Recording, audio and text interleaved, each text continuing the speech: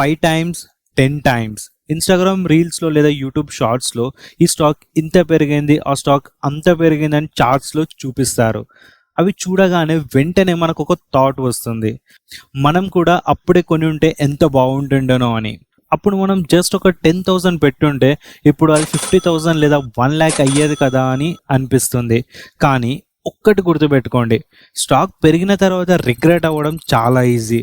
కానీ నిజమైన tricky part ఏంటి అని అంటే, అది పెరగక ముందే ఆ స్టాక్ పొటెన్షియల్ని ఐడెంటిఫై చేయడం. అసలు స్టాక్ అంటే ఏంటి? సింపుల్గా చెప్పాలి అని అంటే, ఒక బిజినెస్లో మనం పార్ట్నర్ అవ్వడం. సపోజ్ మన ఫ్రెండ్ మన దగ్గరికి వచ్చి, మామ నేను ఒక కొత్త ఫుడ్ రెస్టారెంట్ బిజినెస్ పెడుతున్నాను, ఇందులో నువ్వు కూడా కొంచెం ఇన్వెస్ట్మెంట్ చెయ్యు అని అడిగాడు అనుకుందాం.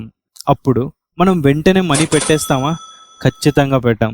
ఎందుకు అని అంటే, మనం కష్టపడి ఎర్న్ చేసిన మనీని రిస్క్ చేయాలి అని అంటే ముందు కొన్ని బేసిక్స్ చెక్ చేయాలి కదా.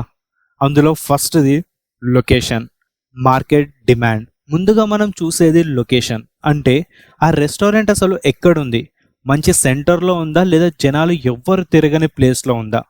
ఎందుకు అని అంటే, ఎంత మంచి ఫుడ్ ఉన్నా జనాలు లేని చోట పెడితే బిజినెస్ రన్ అవ్వదు కదా. స్టాక్స్లో కూడా అంతే. ఆ కంపెనీ బిజినెస్కి ఫ్యూచర్లో డిమాండ్ ఉంటుందా లేదా అని మనం ముందే చూడాలి. సెకండ్ది వచ్చేసి సేల్స్ గ్రోత్. సరే, లొకేషన్ బాగుంది అనుకుందాం, మరి కస్టమర్స్ వస్తున్నారా? ఫుడ్ టేస్ట్ బాగుందా? వచ్చిన వాళ్ళు మళ్ళీ వస్తున్నారా? ఎందుకంటే ఒక్కసారి సేల్స్ పెరిగితే సరిపోదు, అవి కన్సిస్టెంట్గా పెరుగుతుంటేనే మన ఇన్వెస్ట్మెంట్కి వాల్యూ అనేది ఉంటుంది. దీన్నే స్టాక్స్లో సేల్స్ గ్రోత్ అని అంటారు. ఇంకా థర్డ్ వచ్చేసి డెప్త్. ఇక అన్నిటికంటే ఇంపార్టెంట్ పాయింట్ డెప్త్, అప్పులు. మన ఫ్రెండ్కి బయట ఏమైనా వేరే అప్పులు ఉన్నాయా? ఒకవేళ ఉంటే బిజినెస్ నుండి వచ్చే ప్రాఫిట్ మొత్తం ఆ వడ్డీ కట్టడానికే సరిపోతుందా? రెవెన్యూ ఎంతున్నా కూడా అప్పులు ఎక్కువ ఉంటే ఆ బిజినెస్ ఎప్పుడైనా కూలిపోయే ఛాన్స్ ఉంటుంది. దీన్నే మనం స్టాక్స్లో డెప్ట్ అంటాం.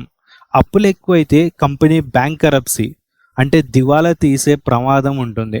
దీంతో కంపెనీ మూసేస్తారు and as a result investors తమ మనీని మొత్తం లాస్ అయిపోతారు. అండ్ ఫోర్త్ వచ్చేసరికి management. Last but not least, మనం నమ్మాల్సింది ఆ మనిషినే. మన ఫ్రెండ్కి అసలు ఆ బిజినెస్ నడిపించడం వచ్చా? తను హానెస్ట్గా ఉన్నాడా? బిజినెస్ ఐడియా ఎంత గొప్పదైనా నడిపించేవాడు సరిగ్గా లేకపోతే మొత్తం మునిగిపోతుంది. కాబట్టి కంపెనీ ఓనర్స్ అంటే ప్రమోటర్స్ ఎలా ఉన్నారని చూడడం కూడా చాలా ఇంపార్టెంట్. మనం స్టాక్స్లో కూడా ఎగ్జాక్ట్గా ఇదే చూడాలి. ఎందుకంటే మనం కొనేది జస్ట్ ఆ స్టాక్ ప్రైస్ని కాదు, ఆ బిజినెస్ ఫుడ్ రెస్టారెంట్ లాగే ఎలా రన్ అవుతుందో గమనించాలి. కానీ మనం మాత్రం మిస్టేక్ ఎక్కడ చేస్తామంటే, బిజినెస్లో లోతు చూడకుండా కేవలం జస్ట్ హైప్ చూసి కొనేస్తూ ఉంటాం. దీనికి best example Jayaprakash associates, JAL. ఒక టైంలో ఇది చాలా పెద్ద కంపెనీ, కానీ మన రెస్టారెంట్ ఫ్రెండ్ బయట కోట్ల రూపాయల అప్పు చేస్తే బిజినెస్ ఎంత బాగున్నా అది ఎక్కువ రోజులు నిలబడదు కదా. జయప్రకాష్ అసోసియేట్ కంపెనీలో కూడా అదే జరిగింది. అప్పులు ఎక్కువయ్యాయి, బిజినెస్ మెల్లిగా దెబ్బతినింది. అందుకే ఎప్పుడైనా సరే కట్టలేని రేంజ్లో ఆ కంపెనీకి అప్పులు ఉంటే మనం అలాంటి కంపెనీస్కి ఎంత దూరంగా ఉంటే అంత మంచిది. The win and loss story. నేను ఒక స్టాక్ని 7 రూపీస్ దగ్గర కొన్నాను, అది 80 రూపీస్ వరకు వెళ్ళింది. అదే సుజ్లాన్ ఎనర్జీ. అప్పట్లో ఎవ్వరు దాని పొటెన్షియల్ని చూడలేకపోయారు. అండ్ మోర్ ఓవర్ గవర్నమెంట్ సైలెంట్గా రెన్యూవబుల్ ఎనర్జీకి సపోర్ట్ ఇస్తుంది అండ్ కంపెనీ కూడా మెల్లిగా తమ డెబ్ట్స్ని క్లియర్ చేస్తుంది.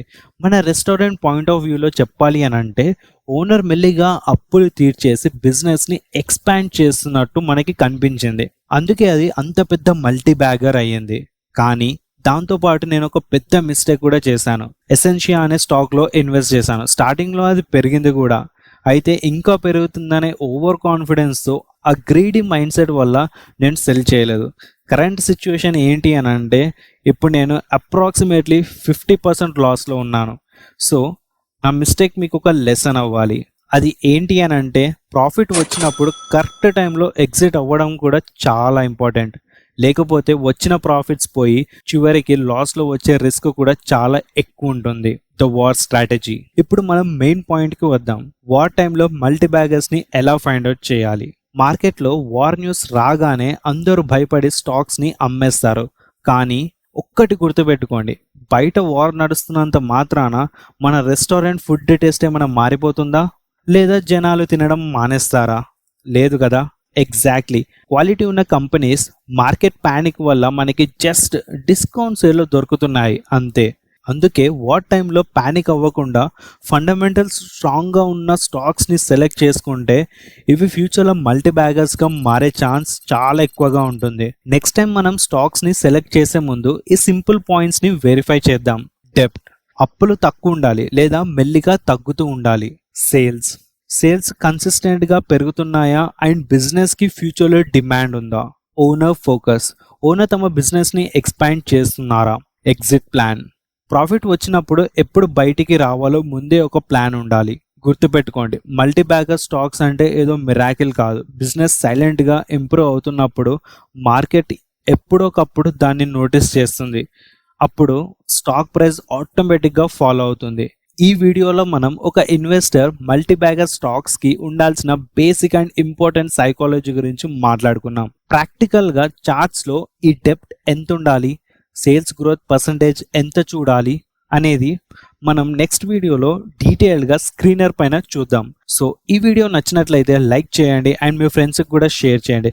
నెక్స్ట్ వీడియో మిస్ అవ్వకుండా ఉండాలంటే సబ్స్క్రైబ్ చేసుకోవడం మాత్రం మర్చిపోకండి. See you in the next one. Happy investing.